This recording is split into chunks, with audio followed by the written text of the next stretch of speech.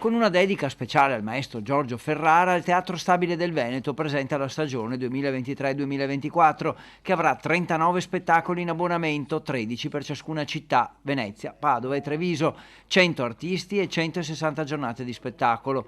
La novità di quest'anno sarà il confronto generazionale con grandi nomi della scena e nuove generazioni di artisti e lavoratori, una sessantina quelli che sono dietro le quinte. Dobbiamo guardare con forza al futuro per avvicinare un nuovo pubblico del teatro, per appunto dare un respiro sempre più ampio a quella che è l'attività dei teatri del Veneto, del sistema culturale veneto. Altra novità, la raccolta finanziaria. I soldi sono importanti e il Teatro Stabile del Veneto ha cambiato marcia. Guardate che tutto questo si muove attraverso il fatto che i veneti hanno incominciato a credere nel loro teatro, hanno incominciato a mettere a disposizione soldi sia pubblici che privati, per il momento molti pubblici, grazie Regione, grazie Comuni. Oggi cosa fa la differenza a teatro?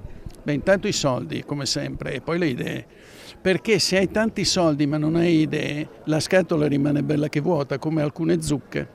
Tra i nomi noti Andrea Pennacchi, Eva Robbins, Rocco Papaleo, Claudio Bisio, Marco Paolini e Alessandro Preziosi. Quest'ultimo sarà in scena a ottobre a Padova, a novembre a Venezia e Treviso. Quello che abbiamo visto oggi nel cartellone è proprio concretizza la parola trasversalità, non soltanto di pubblico, ma per avere un pubblico trasversale devi rendere trasversale i contenuti e non li devi rendere solo retoricamente.